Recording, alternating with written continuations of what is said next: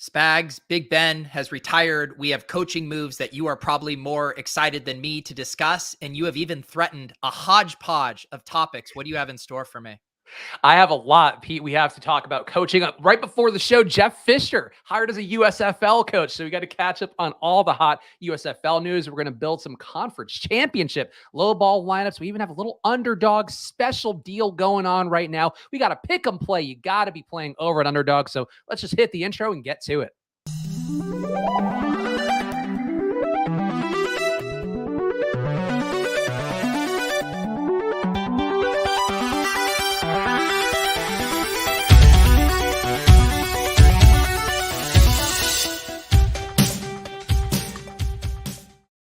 Hello, everyone, and welcome to another edition of Splash Play, the fantasy football podcast for every game under the sun. And once again, I am Chris Spags, joined by your friend of mine, Pete Overzet. Pete, how are you feeling? How are you doing? I'm doing good. I went to the gym. After my trip to Tahoe, I feel truly motivated to not eat and drink like a piece of shit. So, I've strung together now like 4 good days, no alcohol, eating clean, getting to the gym. So, I'm feeling good. Also, I got a gift that came in today. The guys from the Discord, the Club MGMI for Christmas gave me a gift card to Lululemon to try out the Lululemon joggers. And I just got them in Spags. Unlike you, I will show you my tushy. They are so comfy. Oh, let's see that tush. Da, da, da, da, da, da, da. I feel like I can do anything in these.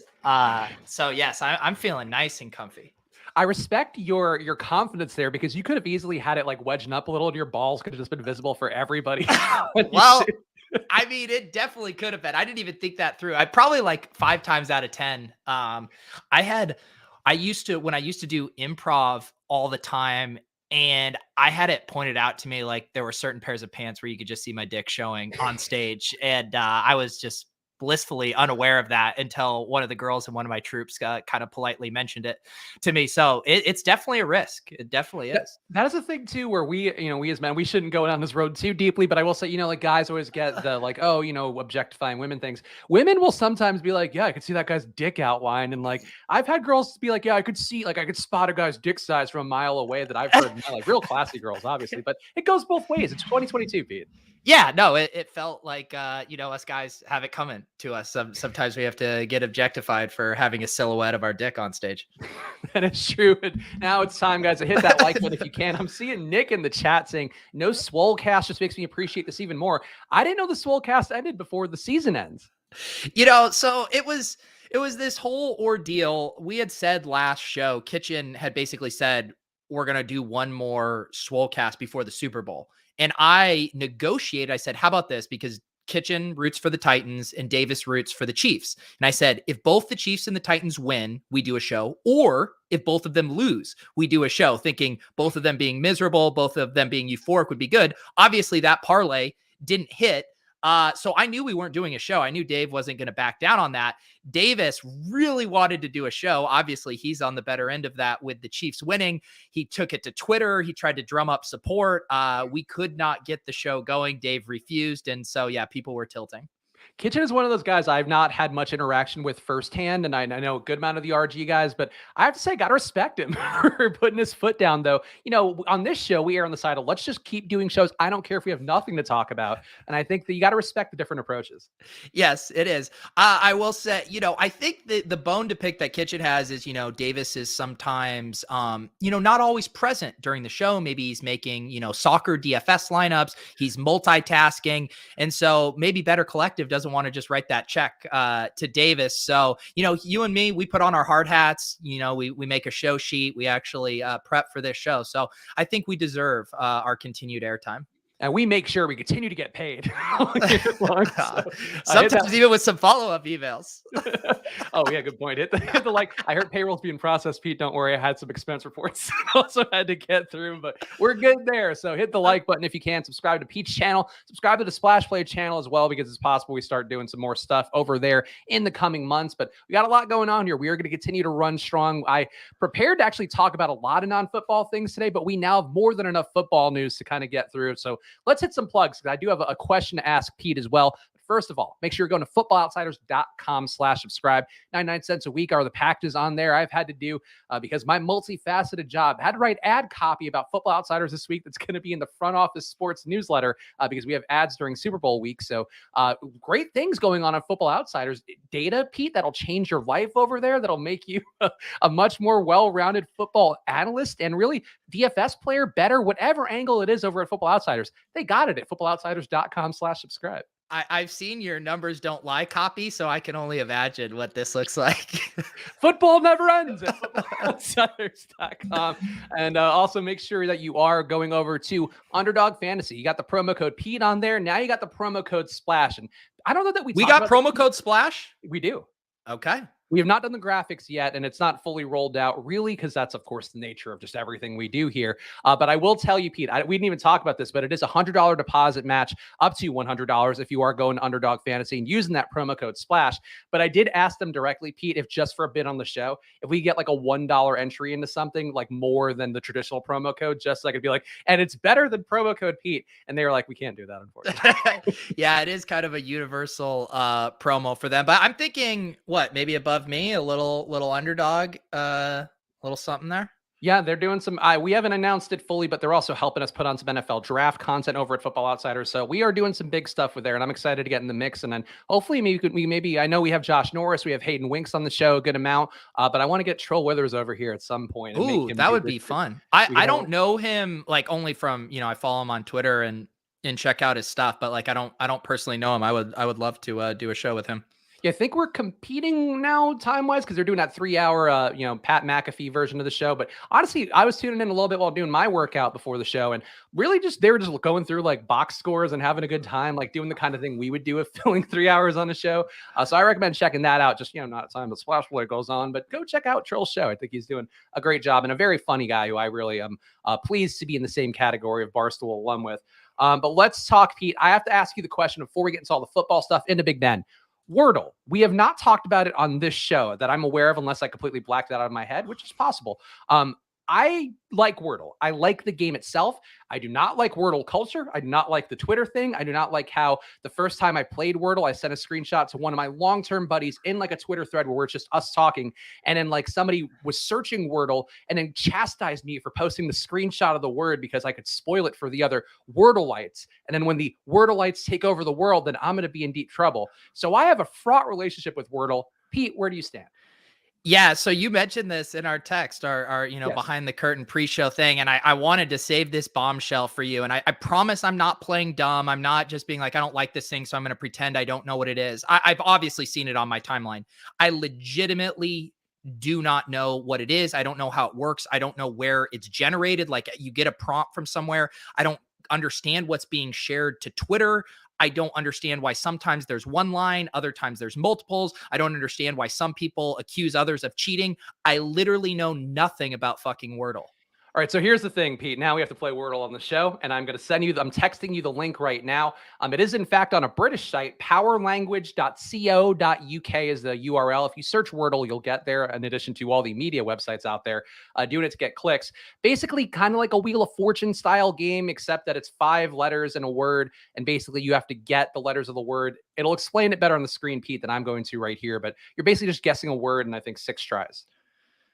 You're guessing a word in 6 tries. And these are examples here. Yep. So if you guess the word, if you guess a letter correctly in the spot it's supposed to be in the word, it'll be green. If you guess a letter correctly that's in the word but not in the correct spot, it'll be yellow. And that's the whole thesis of the game. That's the Sudoku of words. So it's kind of like the Wheel of Fortune style thing, right? Yes. With just no clue.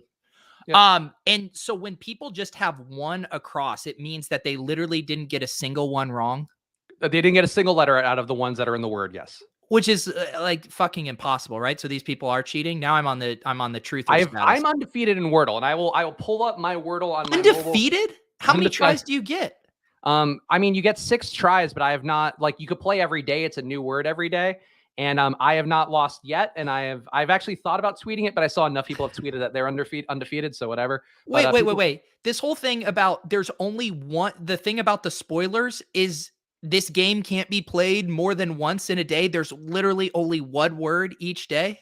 Yes, and you could theoretically cheat, I guess, and play like on your phone and your laptop, and it'll be separate. But then you can't keep that sweet track record like I just did, being like, boom, 16 wins, 16 tries, undefeated Wordleite right here.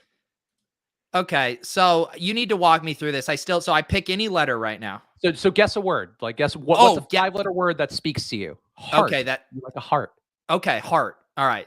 So now I do H. Yep. So just type in heart. Okay. You know how to spell heart. Please. I want you to condescend to me, but not too hard. Okay, hit enter. So so the T is in the right spot. So I know that this word ends with T.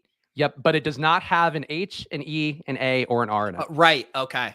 I see what you're saying now. So when people have one line though, that means that they guessed it on the first try. Yes. Which is rare. It's a very difficult. You have to be like unbelievably lucky to have pulled that off. Okay. See now you assholes just have probably like a Rolodex of 5-letter words at the tip of your, thing here. There are people that do this and like that use the same word every day because it kind of scratches like the Wheel of Fortune RSTLNE kind of thing where you're hitting, enough to get an idea of where the word is. I freestyle it. That's just me. I just do jazz here on Wordle. Okay. All right, let me see. So it's a waste. So if I have a 5-letter word that ends in T, but it includes one of the letters up here, is that bad? Yes, it should not include. I mean, you could do that like if you're really stuck, but you should try to make another word that ends in T so like if these other 4 letters are in the word or not. Kyle, I mean, the season's not even over yet. Just wait till the offseason hits. We're not even doing the football. I'm glad we're doing this first. I was like, maybe I'll ask Pete and we'll save it for the show. Nope, let's just fucking do it. Let's Wordle it up. Wow, Nick giving me GTO strategy. The best starting word mathematically is rotate. So roate? Roate, yeah.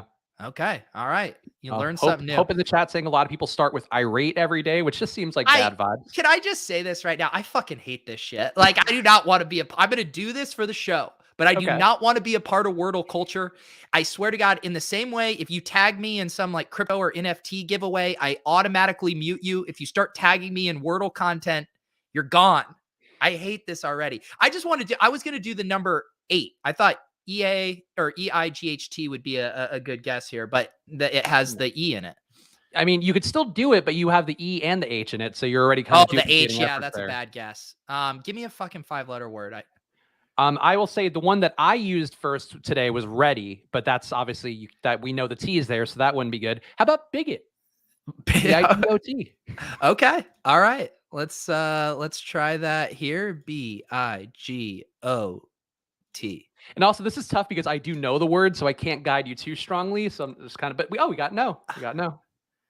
Okay. But the O is not the 4th letter. That just means the O is in one of the other 3 spots. So green is correct spot. Letter is just, it could be anywhere. Yep. Okay. I will bet you however much you want, Francis. I will not get addicted to this unless my wife does, and it's some kind of relationship building thing we do together. I'll help guide you, Pete, just for the sake of us actually talking about football. What if you were to try counts, perhaps? The O would then be in a different spot. You would have letters you haven't used yet. Let's see. Also, people are now seeing my Wordle process. And again, I'm an undefeated Wordle champion. Wordle world champion. Wow. Ooh. Wow. Mount. I want to do mount. Uh-oh, Pete. You might have Wordled it up. King of the Wordle. Wow. I just mounted the shit out of this Wordle and took it for a goddamn ride. And now there's somebody out there who's probably really mad that they know the answer to this word, but it's a freebie for everybody out there. It's like the pick'em play of DeMar Chase over 1 yard on underdog. All right, Francis, I'll bet you $5 I never do another Wordle again in my life. Honor system. So that's you haven't seen these at all then. You haven't seen like No, I've seen them on Twitter. But I see the Twitter version of it. How do they get the little boxes onto Twitter? Because it's just little like emojis. So it's just like a series of whatever many emojis. Okay, let me see what this looks like. Here we go. We posted the negative chat. Caleb in the chat saying, "Hate that I love this." Thank you. That's what we hope Splash Play is. Just come along with the ride. We're gonna take you somewhere fun. I will never press send on this tweet. Oh, that honestly looks pretty sick though. Like you got a sick little graph. No, you know what? Never. Well, Never. anyway, it was trending on Twitter the other day, and I think made it even more popular because the word was, I'm sorry, cover your ears if you didn't play Wordle a couple days ago. It was knoll, like grassy knoll, Knoll. And I got that on try 6. I felt pretty good. The people were really thrown for a loop because it had 2 L's in it, and usually Wordle doesn't have duplicating words. Have they monetized this site? Are they making any money Nope. off of this? It's just for the love of the game, man. Just for the love of the Wordle game. Just for the love of the game.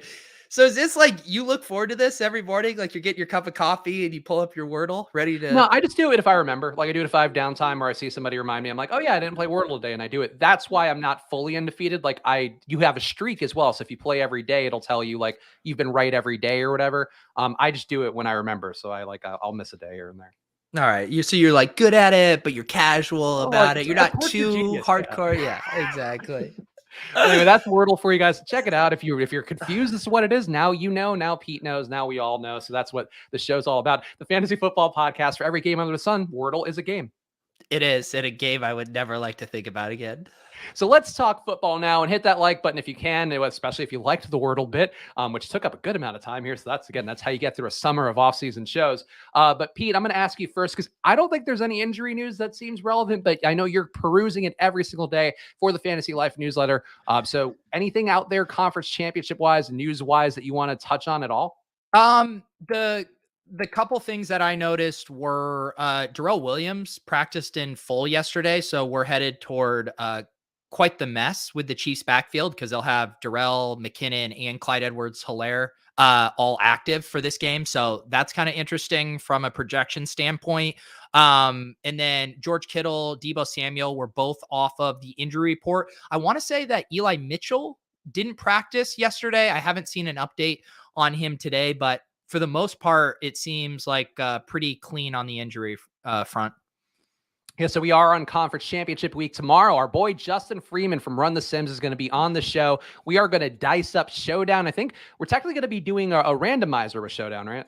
Yeah, I was thinking we could have a little wheel with some prompts to make a Showdown build harder. If you guys have any suggestions for those, I was thinking stuff like you spin the wheel. It's like you must use a fullback in your lineup, or you must use less than 40K salary, stuff like that.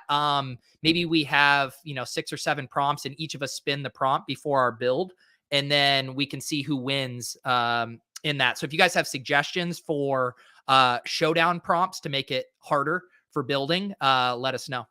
Yeah, come hang out tomorrow, same time, 2:30 Eastern, and we'll be doing straight football tomorrow. So we gotta dig in deep. But I'm excited to have Justin Freeman on. We've DM'd throughout the season. I've talked to him. I know you've had him on some of your streams, but the splash play timing hasn't worked for him. But great to have him in the mix, and of course, Run the Sims, Pete. Give the people the one-line pitch for there before we have Justin on tomorrow. Yeah, Run the Sims. It's been awesome for the Showdown slates and these short slates specifically. They do have a playoff package going on now. You can get half off with promo code Pete on that. So it's normally $69 for the playoff special, down to $34.50. You will, even if you're just playing the 2 Showdowns in the Super Bowl, you will get your money back with the Sims pretty quickly. And then, maybe we can talk about this more with him tomorrow. I won't necessarily steal his thunder, but sounds like maybe some other sports coming for Run the Sims, maybe some sports near and dear to our heart, maybe ones we might even talk about on the show today. So some fun stuff coming down the pipeline, and we'll be good to talk to Justin. Yeah, Justin too. I mean, it's not just DFS for him. He's definitely doing a lot of sharp things with betting as well that I know I've been keeping an eye on. So definitely, come tune in tomorrow, hang out with us and Justin Freeman. We're excited to get him back in the mix. But the big news item, and I know we have a couple here. Again, the Jeff Fisher thing in the USFL, it's gigantic. But Big Ben retiring. The quote from him: "The journey's been exhilarating, fueled by a spirit of competition." Roethlisberger said. Yet the time. By the way, no fucking chance Ben wrote this. No, he didn't. Yet the time has come to clean out my locker, hang up my cleats, and continue to be all I can be to my wife and children. I retire from football, a truly grateful man. Pete, I'll give you some data here from Football Outsiders in a second, because I thought there were some interesting takes on that, and we can sort of see how we grade him out. But you're Big Ben retiring. We got through the season. I feel like you could make the argument here. You watched him play all year. It just seemed like a guy you didn't really want to be there. Yeah. I mean, this was one of those where he he didn't go out on top. He should have pulled the plug a year, maybe even 2 years earlier on this. I think what's interesting to me is now what the Steelers do going forward. On their roster right now, it's just Mason Rudolph. He has 1 year left on his contract. Dwayne Haskins, restricted free agent, and Joshua Dobbs, unrestricted free agent. So not the most exciting names. We will have some free agent quarterbacks. There's going to be some quarterbacks available through trade. So it'll be interesting to see what the Steelers do just based on how they built this team and not really investing in quarterbacks through the draft. Like, they just have been uninterested in a succession plan with Big Ben. So my guess is they go the stopgap route, try to get one of these journeyman quarterbacks through free agency or a trade and see if they can buy themselves another 2 to 3 years or whatever. So yeah, it's not a great situation for the Steelers, but I do think they have an exciting position group between Najee Harris, who I think is a great, solid, bell cow running back. You got a really nice 3 wide receiver set with Juju, Claypool, and Deontay Johnson. Like, it should be an attractive spot for a quarterback who's competent. So yeah, it'll be interesting to see what they do there. I think too, having Mike Tomlin, it seems like he's not going to be leaving this job. So I think that's something where there are rumors of him going into the college coaching ranks. And it feels like, he definitely pushed back on that, had that public press conference where he shit on the idea and why people were just talking about him doing that in the first place compared to some other Super Bowl, legendary coaches out there. But I think for him, like, having a younger roster to mold guys where he can really kind of put that imprint on and sort of get them where they need to be is an appealing option to me. I'm going to throw out a QB to you, Pete. And I don't know his injury status, the timing of his knee injury was not great. Jameis in Pittsburgh feels kind of fun, kind of right. Yeah, I don't even really know what to think about Jameis and just what little we saw of him in New Orleans. It would be closer to kind of the weapons he had in Tampa, when he was thrown to Godwin and Evans and had some exciting playmakers. And, he was getting some stuff done down there. So yeah, with this crew, I could see him pushing the ball down the field. I wonder what kind of patience Mike Tomlin would have for Winston. And you could tell Sean Payton didn't have a ton of patience for it, pretty short leash with the turnovers. And yeah, that would be an interesting experiment with Jameis Winston for sure. Yeah, we'll be here all offseason thinking about this one, but I'll give the moratorium on Ben. And it is an extra points article on Football Outsiders if you want to check out the actual data. They link to some of his statistics, but Ben was ranked number 1 in their defensive yards above replacement, or defense adjusted rather, yards above replacement once. So not the best. 2014, which is a year that they lost in the wild card round of Baltimore. That was actually, Pete, who would you guess was on the Steelers in 2014? I'll ask you this first. For like skill position guys who are noteworthy. Skill position 2014. Was Martavis Bryant on the team then? That is one. Yep. Okay. Obviously I thought was going to be there who was not there. Antonio Brown. Antonio Brown was there. Yep. It had to be peak Le'Veon Bell, right? Yep. Yeah, he was a monster that year. Yep. Yeah, and then I'm trying to think. Was this the tail end of Santonio Holmes? No, was he already gone? No, I think he was gone. The guy I was thinking of is Hines Ward. I thought Hines Ward retired like 5 years ago. You're retired in 2012. Yeah, that's he hung around for a long time. Yeah.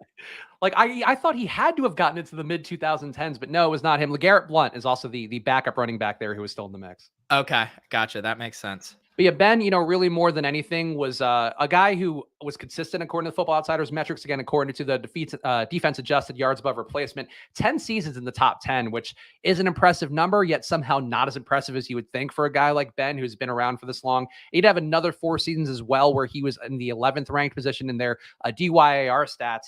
And I guess the question, Pete, is like, Ben Roethlisberger, when we go through the annals of time, and I'm not going to touch the other stuff. Like, I personally never liked Ben because of the many things that we all know have been bandied out about there. But at a certain point, maybe people change. I don't know, whatever the fuck you want to say about that stuff. But I would say, like, consistency over time and just being available and being good enough to be in the top 10. I think you have to herald that to some degree. But also, like, if you're not number 1 and you're only number 1 once in your career, I feel like he's one of these guys. I just don't know. Like, does he go by the wayside? Is he exalted? Does he get like re-canceled again? I don't know how it's going to go for Ben.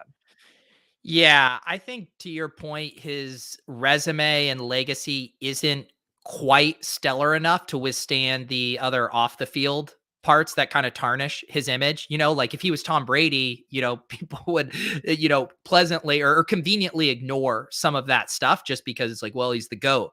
But Roethlisberger was just not quite great enough, I think, to fully ever shake that stuff off. So yeah, I don't think people are going to look super fondly back on Big Ben's career, remember him as one of the greats, but I don't know. That's just kind of my read on it. I mean, the resume: 2-time Super Bowl champion, 6-time Pro Bowler, Rookie of the Year. It's solid, but I don't think he's going to be remembered quite as fondly as his resume suggests. Yeah, I mean, I'll give them the tip of the cap. 15 years of being a top 10 QB relative to these Football Outsider stats, I think, is noteworthy. Like, that is a good level of consistency, just being on the field, being available for that long. But, tough to go out this way, tough to not go out at the peak, tough to not really be in contention the last few years. So Ben's certainly going to be a bit of an interesting character to behold. And honestly, if there are any Steelers in chat, I'm just curious about what you guys think too. So feel free to chime in down below. And shout out to the chat, Alan Brock saying, I'd like to hear your guys' picks for where these QBs go. Guys like Rodgers, Russ, have no fear, Alan. We're going to have many hours to fill in the offseason. And Pete, I'm going to be subjecting you to all sorts of conjecture. Yeah, no, we started doing it a little bit on ship chasing last night, mainly with Rodgers and just kind of envisioning through. We were doing a thought exercise on what the ADPs would be for the Broncos players if Rodgers went there. So yeah, we're gonna have lots of fun with that this offseason. Why was there no Gretsch on the show? I was actually watching a little bit, but I didn't see. He just took a bye week, Oh, okay. Yeah, he's afraid. He's ducking the offseason too. Him and David Kitchen need to do a podcast. I mean, to be fair, even last week I pitched. I was like, "Hey, do you guys want to take a week off?" Because we had just gone from doing 5 shows in a row that week. So yeah, we're all recharging the batteries a little bit these days. Shout out to Gretsch. I honestly, whenever I get time and I'm just kind of hanging out, I put on Ship Chasing. I very much enjoy that show. And you guys already talking about best ball ADPs. I think certainly some advantages out there based on what you guys were talking about. So make sure you're checking out that show in addition to this one. Into the coaching carousel though, and let's hit that like button if you're in the chat or you're watching after the fact. Helps us out a bunch. We do appreciate all you guys hanging out with us, even as the season does come to an end here. Sean Payton steps away. This happened after our show Monday. Supposedly, he's had 2 teams reach out to him. He has no interest in coaching this year. And Pete, in this spot with Sean Payton, I feel like I don't think he comes back next year. I do think that this is one where I know the Cowboys are rumored to be maybe throwing the Brinks truck at him. I just think he's a guy that older than you would think, but also just he's going to make a lot of money doing TV. And as Bill Cowher has shown, sometimes it's hard to leave that TV bag behind. Yeah. It's always interesting what for some of these guys is motivation. The TV gigs always seem pretty cushy. I think some of these guys though quickly realize that TV is also hard, like to be good at it, because it's like they might be able to cash the checks, but the viewers will let you know if you suck at it. So it's not as cushy of a gig as you might think. Do you think he'd be good at it? I've never really seen him talk at length. And I feel like that's the thing with Drew Brees, that like I saw him do his interviews. I never once thought, oh, this man's going to be so insightful. Like with Peyton Manning and the Manning cast and even Eli, like these guys were on SNL. Like they showed they had chops. They could carry, a stream basically for a few hours. Drew Brees, I think, is being exposed like week after week with all of his Sunday Night Football contributions and even the PointsBet commercials. He's just a charisma black hole, despite looking prettier than ever. So I'll give him that. I just think that would give me the fear of it. But it's hard for me to say that because I think you or I could do those shows and we would be like, people would treat us like rock stars if they like respected us and indoctrinated us. I was listening, I think it was maybe one of the podcasts, on the Ringer. I forget. I think it's like their sports media podcast. And they were talking about the Brees stuff and that he really got a good reputation as a player in those pre-production meetings, before like Monday Night Football. And I guess Drew Brees was so good in those meetings, like, a great conversationalist, willing to give lots of kind of tidbits and stuff that the announcers could then use. And so I think he endeared himself to a lot of the decision makers behind the scenes there, of like them just making a logical conclusion or leap that, hey, he was good in this environment. I bet that could translate there. And I'm not sure if it does. I do think you would have to get him the ball in space, so to speak, make sure you're playing to his strengths, let him tell anecdotes, stories, not have him do a ton of heavy lifting as play-by-play or even just direct color. It's almost like a third role, right? Where it's like the next level of color analysis. I think we've seen stuff with Tony Romo though, where those guys, breaking down plays and stuff can be pretty interesting. So I don't know. I bet he could pull it off with some reps. Yeah, Nick in the chat saying Greg Olson A+, Romo A-, Breeze F-. Romo, I think, kind of bought that early hype a little too much. He was great that first season, then kind of went back to the same old tricks. But Greg Olson, I just feel like, and I don't want to always attribute things to Barstool or whatever, but like really any podcast, if you do a Simmons podcast or Charming, if you could do like a Pardon My Take, if you could do a Simmons, if you could do a Pat McAfee show and people, and you're likable and fun, like that's the sign to me that you should be getting this network money and you're ready to take that leap up. But I feel like if you're just, doing production meetings and shit, like there's difference between production meeting funny and like real life can carry a show and can like be likable in the way that you really have to be. Yeah. And I mean, it doesn't matter how talented you are at one thing. Like if you haven't put in the reps broadcasting, like you're going to struggle. And obviously Drew Brees isn't going to go call college football games for 2 years and, cut his teeth. But I do really think that's not necessarily the place you want to learn on the job. That I would, just for my own stuff, it'd be like, I need to do more, other broadcasts or either that or surround myself with really, really strong broadcasters because I think it's tougher than it looks. Yeah, I'm not going to be mad at Drew Brees for taking the paycheck. Same thing for Sean Payton. Just hope that they do the work. And I would agree, like, you got to be committed to doing the work. And it's hard to do that when you are getting paid $20 million to be doing one thing exclusively. Matt Eberflus, hired in Denver. According to Bears beat writer Zach Pearson, the Colts defense was 30th in points per game allowed in 2017 before Eberflus arrived. Here's where they ranked in the last 4 seasons. They were 8th, 18th, 11th, and 10th. So a solid one. And this is the point that I do want to hit on a little bit. I don't know enough about Matt Eberflus candidly to be like, oh, I feel he's a great hire.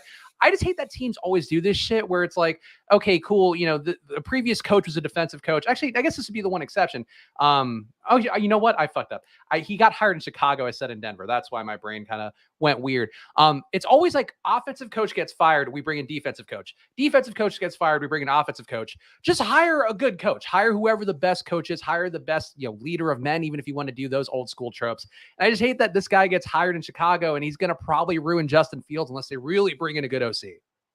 Yeah. I mean, this one is just fun with the Rodgers and Adams type rumors and stuff there, I feel like. But yeah, that is a funny thing of how the coaching hires works. It's almost like how politics work too, where it's just like ping pongs back and forth. It was like, we get a Republican in here and then we swing. No, now we got to get a liberal in and then we get sick of that shit. We got to get a Republican. It's just everyone's always constantly managing almost public perception more so than even what's best for the team with that. But yeah, I mean, the Broncos stuff, like I said, we were talking about it last night. I mean, they become incredibly interesting with Aaron Rodgers. And I don't know, this seems like a nice little, foundational piece to maybe set that up a bit. I always think back to when the Broncos and Elway was able to go do his recruitment mission of Peyton Manning, and you're trying to get as much ammo that you can to sell these guys on that. I mean, this is probably a pretty good way to make it more attractive for Rodgers.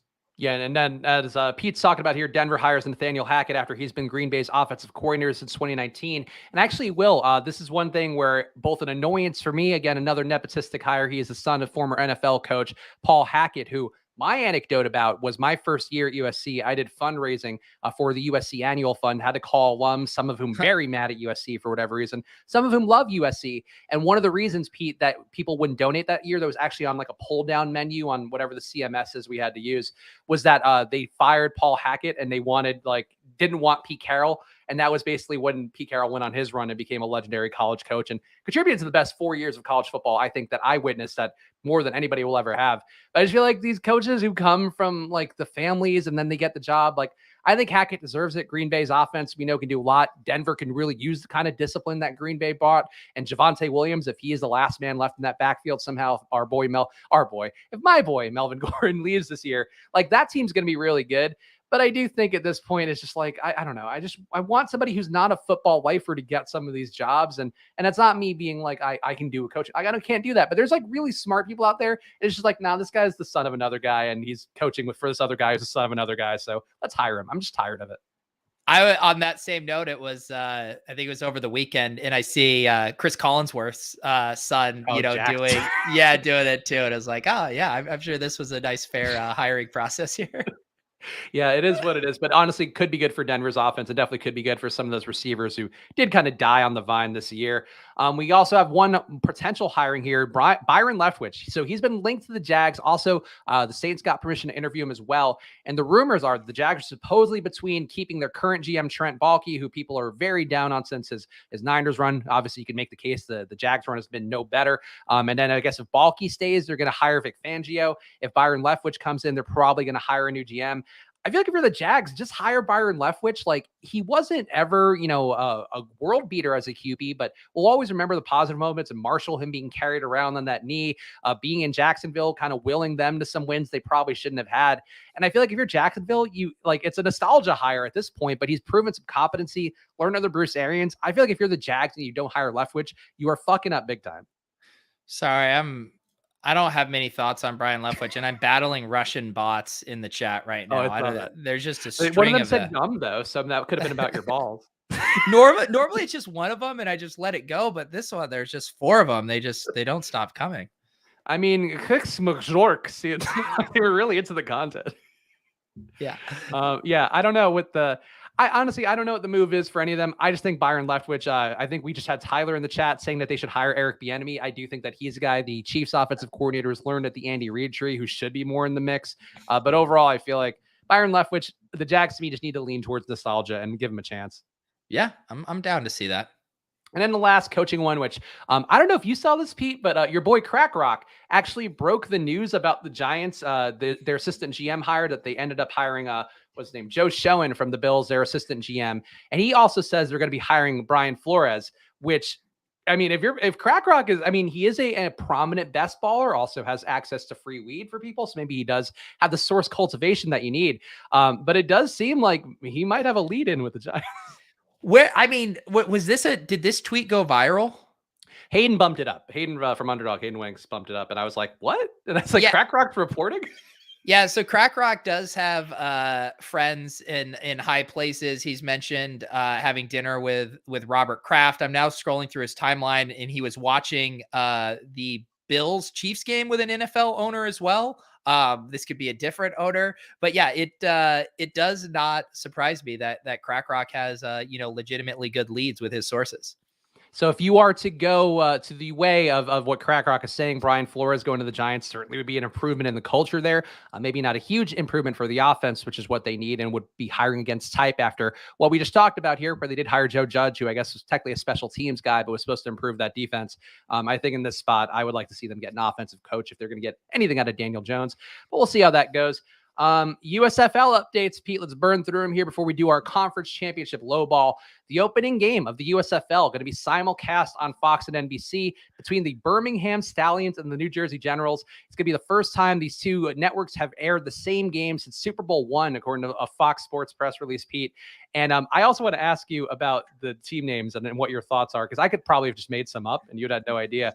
But we're stoked about the USFL, right? Like, I feel like Fox and NBC teaming up here, like, they're trying to get this off the ground, which for us is, DFS players, people who want to bet on things, like, this is good news. Like, two networks throwing all the weight behind it, I think means that this might be some form of appointment TV this spring. Yeah, I mean, even if they can, I'll go far as to say if they can just be like 90% of what the XFL was, like I'll count that as a victory. So yeah, I'm super excited about this. Did we get a date for that game? The opening day is going to be April 16th, 2022. Perfect. Yeah. So it's going to be going down there. And it's Pete, every game is going to be in Birmingham, Alabama. They're not doing the stadiums thing. Every game is going to be there. I think it might be within the realm of possibility we could get actual access. That would be super fun. That was one of my wish list items. I was my buddy Mike, he knew someone who was working for one of the New York XFL teams, and it just didn't quite work out with the schedule. So yes, I would love to go do some boots on the ground. And I wonder, so all the teams are going to kind of be based in Birmingham, practice and stuff there too. Yeah, and then also if you work for the USFL, they're putting you up in housing because they know people don't necessarily want to relocate to Birmingham, Alabama. No disrespect to them.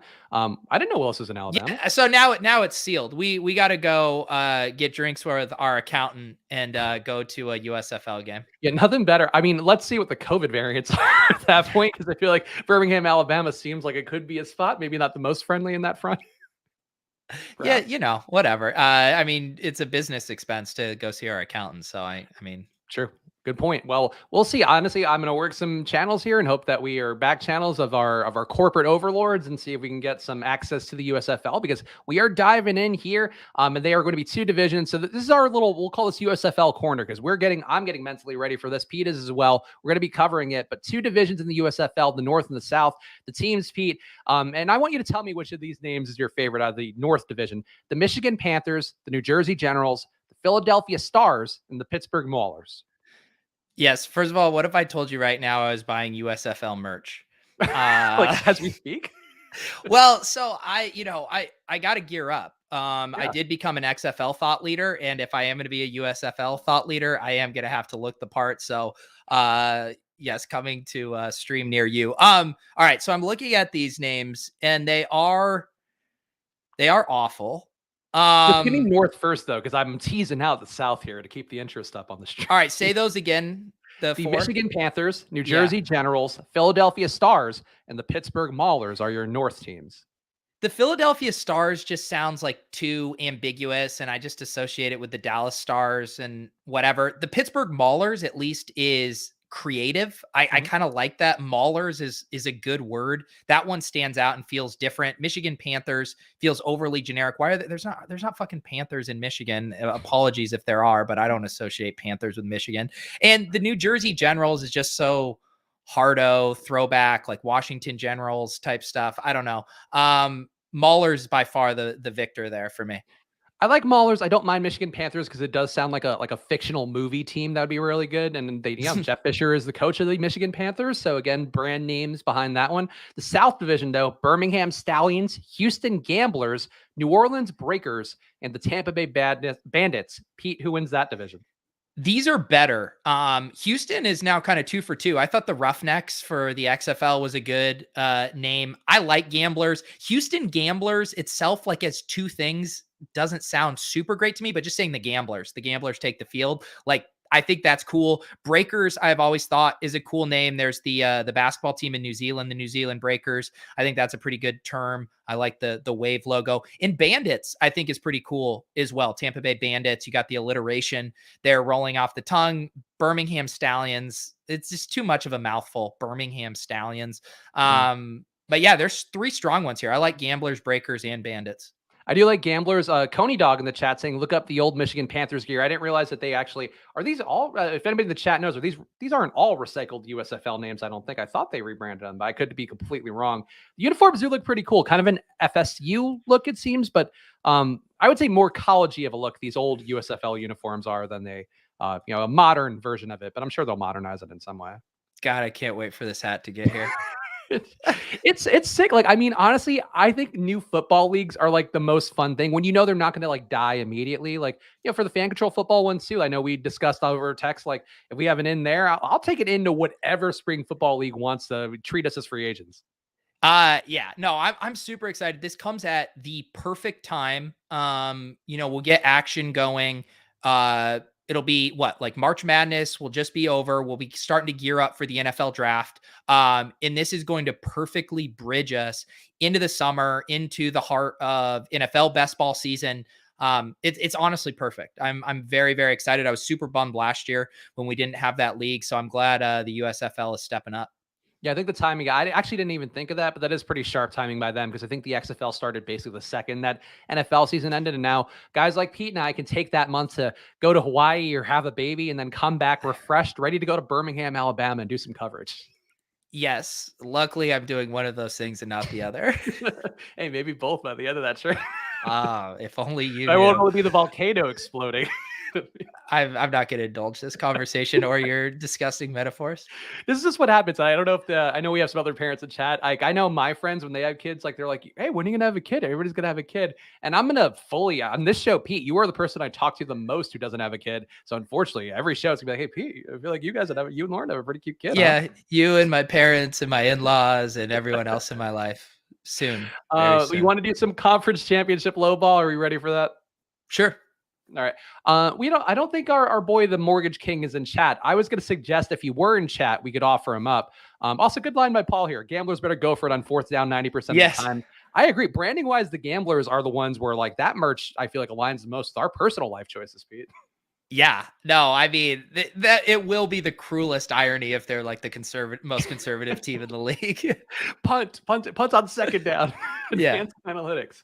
Low ball time, though. We are going to go back to this for one more go round and see if we can build the worst conference championship team possible. And Pete, I will tell you, I have not started data prep for the week at all, so I'm going in this one as blind can be.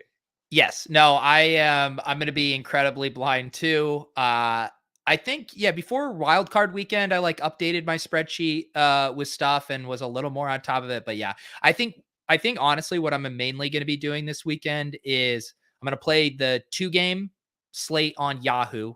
They have the rake free baller contest, 500K in prizes. And there was some overlay on that, the Sunday version of that last weekend. So I'm probably going to play that for the 2-game. And then DraftKings has the Sunday night game as the big showdown contest. So I'll probably go heavy on showdown for that. So I'll probably end up tossing like one lineup in DK, like do the spy or something. But yeah, haven't been giving much thought to the DraftKings salaries. I will continue doing the play action. I will. That is my tournament of choice every single time, and then I'll throw my few in the Millie Maker. I like 2-game slates.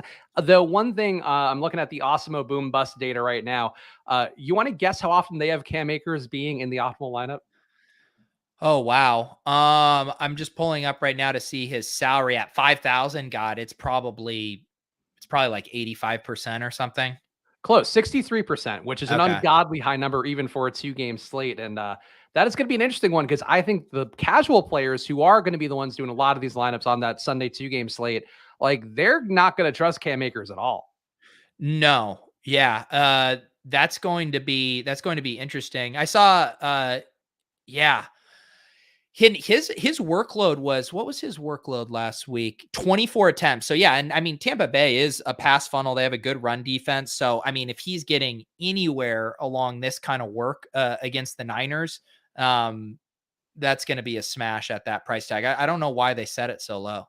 Yeah, Sean saying Cam Akers better be on the bench. I just think that's logic that people think he won't play because we did see Sony Michel sub in for him after that second fumble. But I think you got to go back to Cam Akers if that's what you think is the move. And also shout out to you, Pete. Paul V saying, I don't even know who's playing without the only first look show in the industry. I know, it's sad. We're all kind of flying blind without the Swolecast as our guiding beacon. All right, let's build this lineup for ourselves. I guess we're gonna go head to head with this, right? Yeah, I got 2 lineups here. I am not tossing this in the Millie Maker. I just quickly opened up a contest. I think if ever going to throw it in, throw it in the Millie Maker. Well, I'm not going to toss mine in because mine's going to be a bad lineup. You normally build these beautiful tournament lineups. Maybe I will toss yours in the Millie. I won more low ball. I won more rounds of low ball. I just don't broadcast it. The lady doth protest too much. All right, I'll let you go first then because you're the thought leader. Okay. And this is, I mean, always on the 2-game slates, everything's priced pretty low. So I feel like it's always hard to spend salary. I'll go ahead and burn Joe Mixon at 6,800.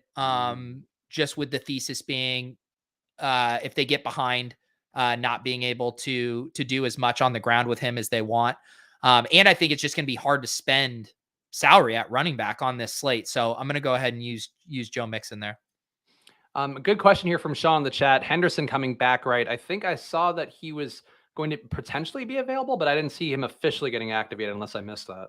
Yeah. To me, it's more, I don't really see, I mean, they've wanted, I mean, Cam Akers missed half the full season and they immediately, gave him 24 carries in that game. I don't think much is going to eat into his workload. Sony Michel wasn't eating into it a ton last week. So I don't think it's a huge deal for his touch prospects.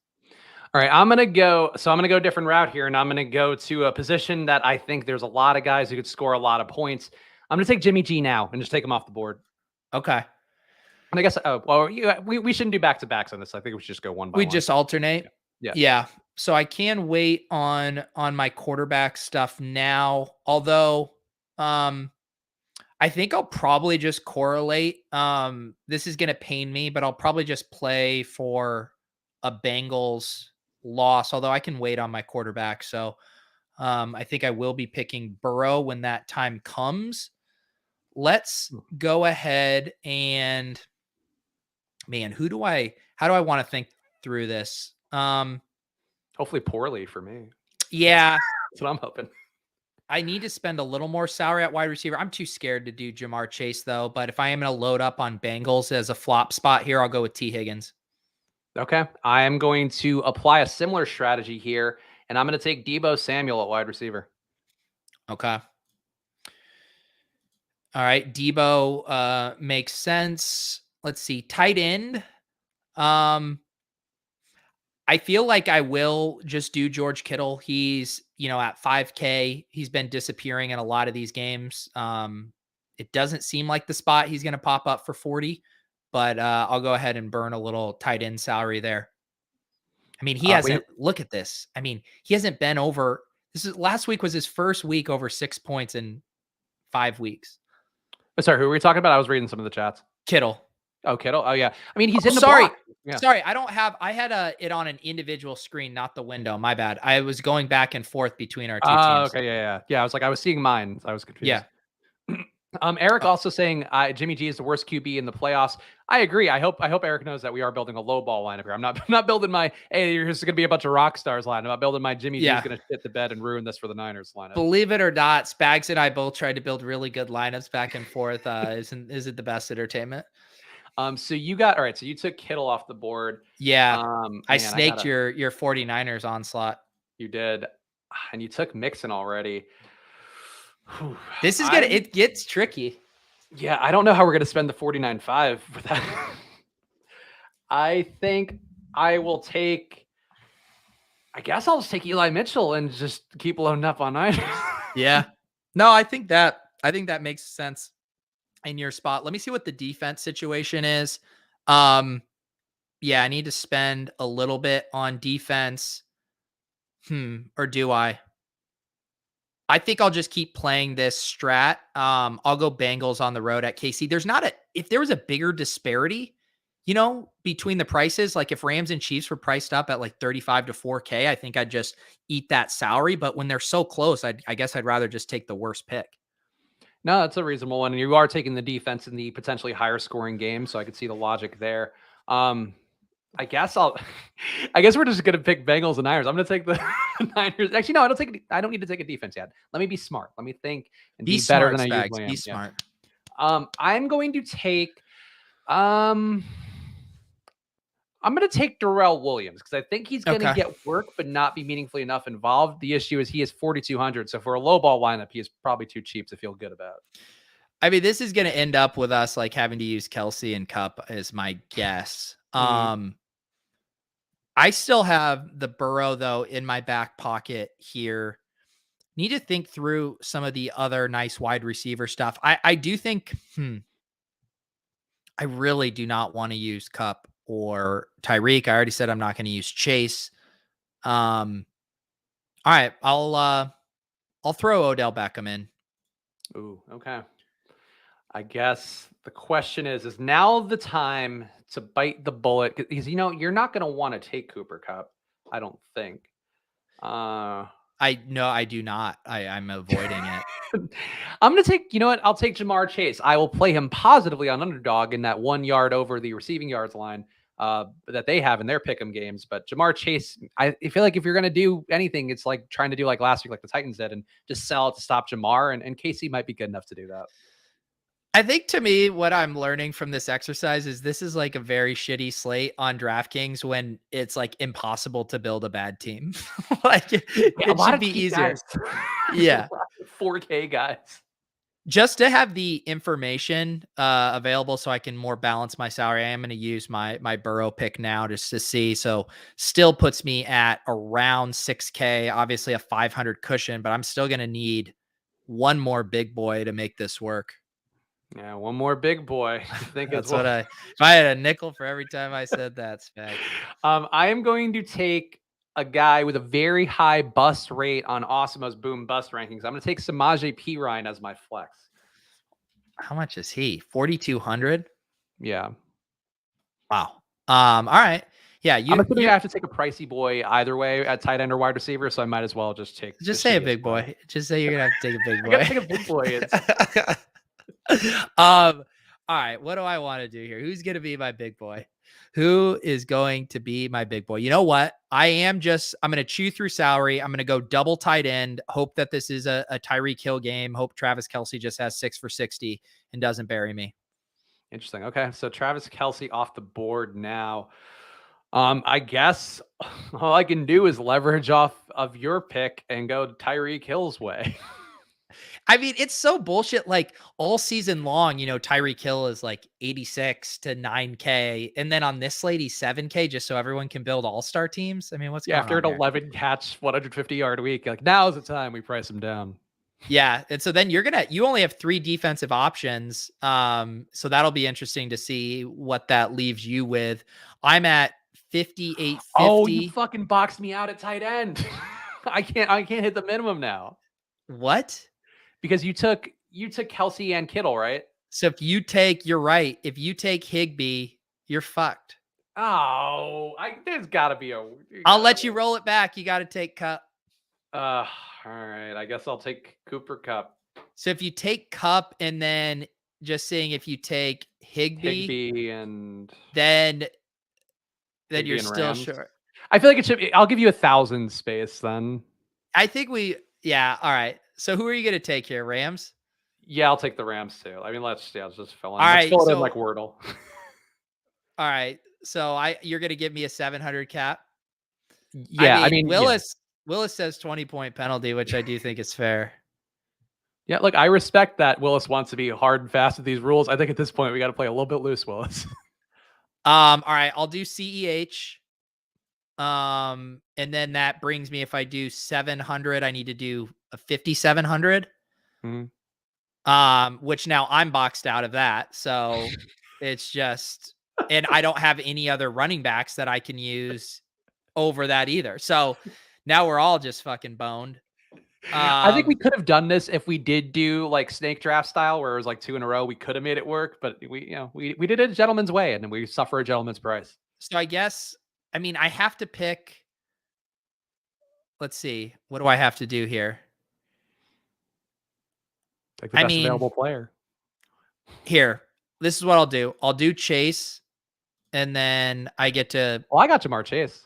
Oh, you already took Chase. Yeah. So I'm boxed out. So I have to go Ayuk. And then did you do Mitchell? I did do Mitchell. Then that means, I mean, I still have to do CH. I have 14 fucking hundred left. All right. I mean, I think then what it should be is I get some sort of grace period in line with that $700 difference. I mean, what do you want to do? I feel like I should get a spread then. Do you want to know? You get, I'll give you. You want to make a trade? Do you want to make a trade? No, well, I was trying to see if we got you back to your original Tyreek Hill. Because I would trade you somebody for Kittle. It's okay. How about Higbee for Kittle? Okay, I'll take Kittle on mine then. And now I'm over by a little. God damn it! This is ridiculous. I think we just roll with 1,400 and 700 and call it a day. Okay. Yeah, I think that's fair. I think I get like. How about this? I'll spot you 7 points. 100. A point for every 100 that I'm over yours. Okay, here, shake on it here. Here's reaching my hand up. Wait, over here. There we go. Wait, there we go. Hammer fist. Ready? You're ready for MMA season now. I mean, this was an awful idea. I think if either of us would have looked at the salaries and realized what was happening, we would agree this was not the format to play low ball. But sometimes the train has left the station. Sometimes you just lean on a bit on a Thursday show and don't think it through. And that's where we are. Pete, what are the plugs for you coming up? I'm hopping over in 30 minutes. I'm doing a show with Eric Beimfor over on the Spike Week channel. I actually don't know what we're doing. I think we're just talking about a best ball, but if you want to, yes. Paul, please. Spags making out jokes. Paul talking happy endings. Come on, guys. I guess this is what happens when I show my ass to start the stream. It really sets the tone. You got us all horned up to start. We had nowhere to go. Yeah, I mean, we got fucking Love Face in the chat saying online strips without clothing. I mean, we're all off the rails. Online strips without clothing. So, like a stripping website? Is that what we're I don't care enough. If you want to type that into your browser, Lord knows the filth that you search on your computer. I will say, you know what? I know we did our prediction show earlier. Now that I've owned the Oculus for a few months, I think the next big wave for like VR stuff will be like, you know how you have the OnlyFans thing? It'll be like online stripping through VR will be the thing. Wait, you just came to the realization that the big wave for the Oculus is going to be fucking virtual reality porn? No shit, dude. Well, not virtual reality porn, virtual reality stripping, where it's like a real person. Like it's a real person doing it for you live. What do you mean? Yeah, of course. That's like the entire industry is going to be lifted up by horn dogs, man. I mean, without it, there's nothing here. Villa's saying there already is VR chat. The VR chat app that's on there, that's not Horizon Venues, is fucking weird. It's like people in furry costumes doing furry stuff, and like, but it's not like a real person. I don't know. My research is not showing it's like a real person. It's a person like in an avatar form, and I don't want I'm not looking for GTA strippers. Like I don't want that. Whatever I you don't say. want that. Yeah, I mean, I have not taken my Oculus out of the box. I need to mess with it. Yeah. Why? I just haven't got a chance. I've been busy. No curiosity, no intellectual curiosity to enter the metaverse. I mean, not really, honestly, but I do know I wanna check it out. I just haven't gotten to it, man. All right, it's on my to-do list, bud. GA007 saying his research. Look, this is not a show my girlfriend watches. I will tell you, Spank Bang has a fantastic full assortment of VR videos for you to enjoy for free that are illegal, but you can have a great time. How much research have I done? More than enough, Paul. More than yeah. Use promo code Splash. It's honestly though, like it's terrifying because I feel like when you do any of these things, even if it's just like YouTube VR or whatever, like once you're in there, it's like, oh fuck, I could see why people get addicted to this. Like if you were just like a single guy in the pandemic and trying to play it like, you know, not too fast and loose during that early part, I could see people got like really addicted and spent like a lot of money on the stuff. Like absolutely. Yeah. No, I've seen Black Mirror before. I know how this ends. It's true. That is how it goes. Make sure you follow at Peter Overzet. Go check out his show with our pal Eric Bime4 coming up on the Spike. It's on the Spike Week YouTube channel, right? Yeah. All right, cool. Go check that out. Follow at Chris Spags. Follow at Splash Play Pod. Tomorrow, Justin Freeman from Run the Sims joins the show, and we're going to do a lot of serious football talk, including breaking down the showdowns for those two games on Sunday, in addition to ride or die picks and all of that. Any final words for you, Pete, before we call it quits? No, yeah, looking forward to the show tomorrow with Justin. So yeah, we'll be here at the exact same time. Yep. So come check it out and make sure to go to footballoutsiders.com/subscribe as well. 99 cents a week on there. Get some Super Bowl data and conference championship data into your life over footballoutsiders.com/subscribe, and come hang out with us tomorrow at 2:30. I might even pop open a beer because this has been a long week. See you guys then.